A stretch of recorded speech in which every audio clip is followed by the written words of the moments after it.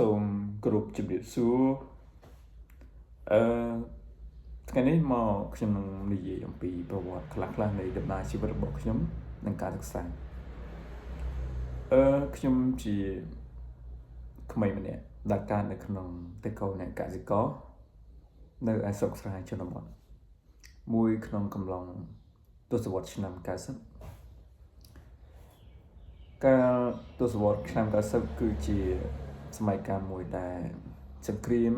មិនទាន់បានបញ្ចប់ឡើយទេហើយផ្លូវធ្វើដំណើរក៏មិនទាន់ស្រួលដូចសម័យឆ្នាំ2025នេះដែរគឺសម័យនោះគឺមានផ្លូវថ្នល់គឺមានតែថ្មរដេបដប់ដែលពិបាកក្នុងការធ្វើដំណើរហើយឡានម៉ូតូក៏មិនទាន់សូវសម្បូរដូចសពថ្ងៃនេះដែរគឺភាគច្រើនប្រជាជនជិះកង់ជិះរទេះគោក្របីហ្នឹងឯងក្នុងការធ្វើដំណើរពីខេត្តមួយទៅខេត្តមួយហើយខ្ញុំជាក្មេងម្នាក់ដែលកើតនៅចំនួននោះគឺជីវិតមានភាពរីករាយដោយសារតែចំនួននោះគឺមិនទាន់មានអ្វីៗសពបែបយ៉ាងដូចសពថ្ងៃមែនក៏ប៉ុន្តែជីវិតពោពេញទៅដោយភាពរីករាយរាល់ពេលដែលយើងទៅណាម្ដីគឺមិនសូវបារម្ភភ័យខ្លាចរឿងសុវត្ថិភាពរឿងគ្រោះថ្នាក់ចរាចរណ៍អីដូចសពថ្ងៃនេះទេដោយសារចំនួននោះយើងជិះតែរទេះគោអញ្ចឹងវាកម្រណាស់ដែលរទេះគោជិះបុកគ្នាឥឡូវខ្ញុំចាប់ផ្ដើមនិយាយអំពីដំណើរជីវិតនិងការសិក្សារបស់ខ្ញុំដំបូងឡើងខ្ញុំ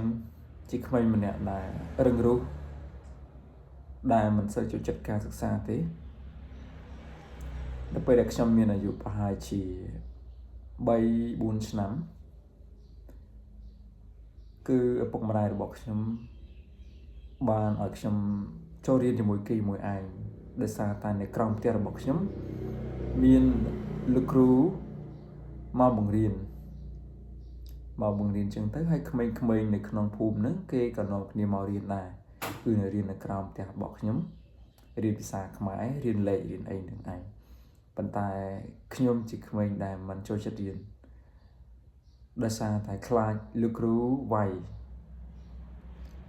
អញ្ចឹងហើយបានជាខ្ញុំតម្រុំបានចូលរៀនហ្នឹងគឺអាយុរៀងច្រើនគួរសមដែរហើយត្រឡប់ទៅនឹងការរៀននឹងទៀតគឺរាល់ពេលដែលគ្រូបង្ហាត់បង្រៀនម្ដងគឺខ្ញុំតែងតែអង្គុយនៅកម្មចន្ទាផ្ទះលួចមើលគេរៀនប៉ុន្តែខ្លួនឯងអត់ហ៊ានចូលទៅរៀនទេខ្លាចគ្រូវាយហើយក្រោយមកទៀតឪពុកម្ដាយរបស់ខ្ញុំជាអ្នកកសិករអញ្ចឹងហើយយាយតារបស់ខ្ញុំជាខើខាងនេសាទត្រីពួកគាត់ជំនួញជួញដូរត្រីអញ្ចឹងនៅពេលដែលឪពុកម្ដាយរបស់ខ្ញុំគាត់ចាប់ដើមផ្អាកពីការធ្វើស្រែចម្ការគាត់ទៅជួញដូរត្រីនៅក្នុងព្រៃនៅទន្លេសាបហើយយាយតារបស់ខ្ញុំក៏រកស៊ីចំនួនត្រីនៅខាងទន្លេសាបនៅឆ្នេរទ្រូប៉ុន្តែមិនមែននៅតំបន់ព្រៃដោយឪពុកម្ដាយរបស់ខ្ញុំទេអញ្ចឹងហើយឪពុកម្ដាយរបស់ខ្ញុំក៏បានផ្ញើខ្ញុំឲ្យនៅជាមួយនឹងយាយតារបស់ខ្ញុំនៅឯខាងទន្លេសាបឆ្នេរទ្រូហើយនៅពេលនោះគឺខ្ញុំនៅមានអាយុតិចនៅឡើយគឺអត់តន់ចូលរៀននៅឡើយទេហើយណាមួយនៅស្រុកទន្លេសាបគឺជាស្រុកទឹកអញ្ចឹងមុននឹងចូលរៀននៅសាលារៀនគឺតម្រូវឲ្យយើងត្រូវចេះហាលទឹកបើយើងមិនចេះហាលទឹកការរៀននៅលើផ្ទៃទឹកនៅទន្លេសាបហ្នឹងវាងាយនឹងធ្វើឲ្យយើងនឹងលង់ទឹកជាពិសេសនៅពេលដែលទៅសាលាហើយលេខទូកបាទអញ្ចឹងតម្រាំតាធំហើយនៅខ្លាចសាលាអត់ហ៊ានចូលរៀនអត់ហ៊ានអីតម្រាំតាដាច់ចិត្តទៅរៀនតតែបងប្អូនជីដូនមួយរបស់ខ្ញុំឈ្មោះគឹមស្រួយហ្នឹងបានបបួលខ្ញុំទៅសាលានៅពេលដែលខ្ញុំហ្នឹងមានអាយុប្រហែលជា7ឆ្នាំ ប៉ុន្តែដោយសារតែការបបួលហ្នឹងគឺថាអូគាត់ប្រកាយចាក់មនោគមជាដោយសារប្រាប់ធំថានៅសាលាមាននំច្រើនឆ្ងាញ់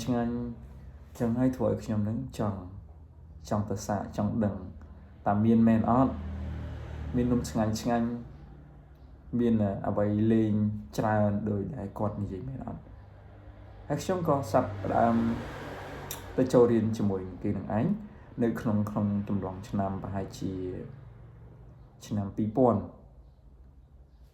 វាចំឆ្នាំ1999ហើយនឹងដើមឆ្នាំ2000ពេលនោះគឺខ្ញុំចូលរៀនថ្នាក់ទី1ហើយប៉ុន្តែដោយសារតែរៀនចំឆ្នាំអញ្ចឹងខ្ញុំត្រូវរៀនសារឡើងវិញម្ដងទៀតនៅឆ្នាំ2000ទៅ2001នៅពេលនោះទើបខ្ញុំចាប់ផ្ដើមរៀនថ្នាក់ទី1ពេញលេញតែម្ដងហើយការរៀនដំបូងរបស់ខ្ញុំនឹងគឺអត់ចេះអីទេរាល់ពេលដែលខ្ញុំតែរៀនម្ដងគឺខ្ញុំតែងតែឲ្យបងប្អូនជាដូចមួយរបស់ខ្ញុំឈ្មោះបងស្រីឲ្យគាត់ជាអ្នកសរសេរអក្សរឲ្យខ្ញុំហើយជាថ្លៃឈ្នួលចំនួន500រៀលរាល់ពេលសរសេរដែរម្ដងហើយចំនួននោះគឺលុយគឺមានតម្លៃយើងអាចទិញអ្វីបានច្រើនមិនមែនដូចចំនួនឥឡូវទេគឺថា100រៀលគឺយើងអាចទិញអំពៅមួយដើមពីអ្វីគួរសមណាស់ប៉ុន្តែបើឥឡូវយក100ទៅទិញអំពៅមួយដើមគឺអត់បានទេខ្ញុំឃើញថានៅសាលាគឺមានរបស់លេងច្រើនហើយមានរបស់ឆ្ងាញ់ច្រើនដែលធ្វើឲ្យខ្ញុំនឹងចូលចិត្តចាប់ផ្ដើមចូលចិត្តរៀនសូត្រចូលចិត្តទៅសាលាធ្វើត្បិតតែរៀនអត់តន់ចាស់មែនក៏ប៉ុន្តែយើងចង់រៀនដោយសារឃើញគេឃើញឯងរៀនយើងក៏កាយកំណត់នឹងថាខ្ញុំត្រូវតែរៀនពីព្រោះអីរៀនសប្បាយអញ្ចឹងការពេញចិត្តនឹងការសិក្សានេះហើយតែជំរុញឲ្យយើងនឹងមានចិត្តចង់រៀនសូត្រជំរុញឲ្យយើងបណ្ដុះស្មារតីយើងនឹងមិនសូវចេះខ្លាចសាលាឲ្យតែថាបានទៅសាលាគឺសប្បាយរីករាយហើយបើអត់បានទៅសាលាវិញគឺអត់សូវសប្បាយចិត្តទេខឹងយំមួម៉ៅហើយពេលទៅរៀនម្ដងគឺត្រូវតែធ្វើដំណើរទៅលើផ្ទៃទឹកដោយជិះទូកឬជួនពេលខ្លះគឺជិះកាណូតជួនកាលជិះទូកខ្លួនឯងជួនកាលសំគេដោយសារវាអាស្រ័យទៅលើបើសិនមកយើងអត់មានទូកអត់មានកាណូតយើងអាចសំមិត្តភ័ក្តិឬក៏អ្នកណាគេដែលធ្វើដំណើរទៅសាលាហ្នឹងជិះទៅជាមួយគេហើយជួយចែវគេទៅម្ដងម្នាក់បើយើងចែវតែឯងឬក៏អ៊ំទូកតែឯងហត់អញ្ចឹងយើងត្រូវផ្លាស់ប្ដូរគ្នាក្នុងការចែវឬក៏អ៊ំទូកនឹងឯងដំណើរជីវិតនៅក្នុងចាប់ពីថ្នាក់ទី1មកគឺខ្ញុំរៀនអត់ទាន់បកែទេតែរៀនម្ដងគឺលោកគ្រូតែងតែវាយរហូតតែសារតែយើងធ្វើអត់បានល្អទាំងការទៅសេតាមអានទាំងការឡើងអានឬក៏ការបូកលេខនៅលើក្តារខៀនបន្ទាប់ពីចូលដល់ថ្នាក់ទី2គឺខ្ញុំចាប់ផ្ដើមរៀនបកែបន្តិចអក្សរចាប់ផ្ដើមរៀនស្អាតដោយសារតែខ្ញុំរៀនសរសេរតាមគំនូរអក្សរផ្សំទើបអក្សររបស់ខ្ញុំចាប់ផ្ដើមនឹងស្អាតជាងមុនហើយការបូកលេខក៏ខ្ញុំចាប់ផ្ដើមយល់ដឹងពីរបៀបបូកថាត្រូវបូករបៀបម៉េចបានត្រឹមត្រូវដកលេខរបៀបម៉េចគុណចែកគឺខ្ញុំជំនាញតែម្ដងគឺជំនាញតាំងពីថ្នាក់ទី2មកម្ល៉េះប៉ុន្តែបើនិយាយរឿងធរណីមាត្រទៅលើគណិតវិទ្យាហើយនឹងចំណោទគឺថា0បន្ទុករាល់ថ្ងៃតែម្ដងគឺយកទៅឲ្យយាយតាមើលគឺថាអូគាត់សប្បាយចិត្តមែនទេដែលបានឃើញចៅបានបន្ទុក0រាល់ថ្ងៃគឺថាគ្មានអ្វីតែនិយាយថ្លៃបានឥឡូវសូមបន្តទៅមុខទៀតហើយចូលមកដល់ថ្នាក់ទី2នេះគឺខ្ញុំបានចតចំណាត់ថ្នាក់លេខ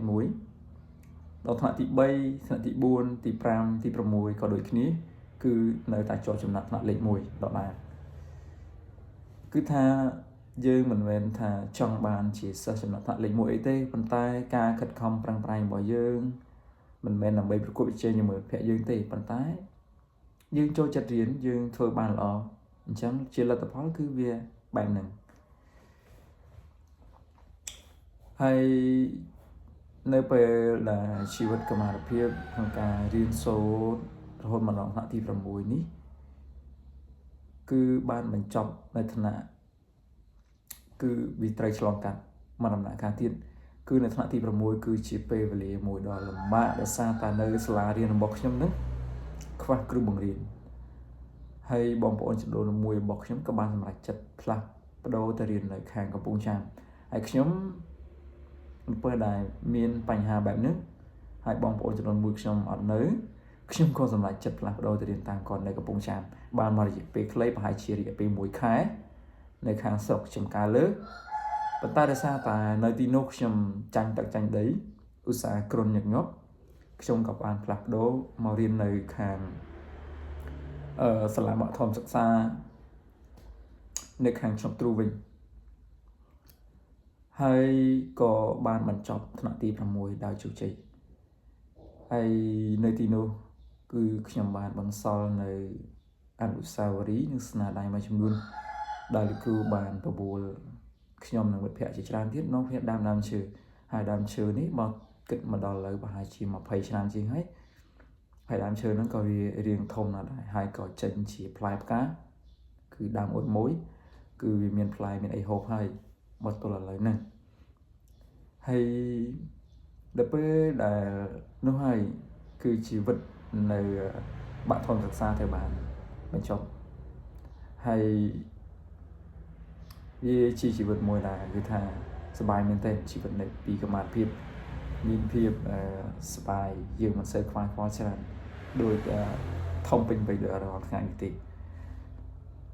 ហើយសង្ឃឹមថានេះគឺជាវីដេអូបើកឆាកដំបូងហើយដែលខ្ញុំតាំងចិត្តធ្វើវាឡើងឆ្លៀតពីទំនេរពីការមើលជំងឺអ្នកជំងឺនៅទីនេះហើយចង់ចែករំលែកនៅចំណេះឬក៏បទពិសោធន៍មួយចំនួនដែលខ្លួនឯងបានឆ្លងកាត់ហើយនេះគឺជាវីដេអូដែលធ្វើឡើងជាពិសេសតែម្ដងសម្រាប់ជាការចងចាំមួយរបស់ខ្ញុំទៅថ្ងៃក្រោយហើយមិនមែនធ្វើដើម្បីតែខ្លួនឯងទេសម្រាប់បងប្អូនដែលចង់ដឹងចង់យល់អំពីដំណើរជីវិតរបស់ខ្ញុំក៏អាចមើលទស្សនានៅវីដេអូនេះបានដែរហើយសង្ឃឹមថាបងប្អូនមើលហើយនឹងមានអារម្មណ៍ថាជីវិតរបស់ខ្ញុំនឹងជីវិតបែបម៉េចហើយបើប្រៀបធៀបជាមួយនឹងជីវិតបងប្អូននឹងថាបែបម៉េចដែរអានេះគឺជាវីដេអូខ្លីៗត្រួសទេដោយសារតែខ្ញុំមិនអាចនិយាយរៀបរាប់អស់ទេដោយសារតែយើងមានពេលវេលាដល់មមាញឹកដែរក្នុងការពិនិត្យមើលអ្នកជំងឺនេះដោយសារតែមានពេលវេលាខ្លីខ្ញុំអាចឆ្លៀតបានបន្តិចបន្តួចហើយសង្ឃឹមថានឹងជួបគ្នានៅវីដេអូបន្តទៀតតាមដានអំណាចជីវិតរបស់ខ្ញុំនៅពេលដែលខ្ញុំចាប់ផ្ដើមចូលរៀននៅថ្នាក់បន្តទៀតបាទសូមអរគុណជួបគ្នានៅវីដេអូក្រោយបាយបាយ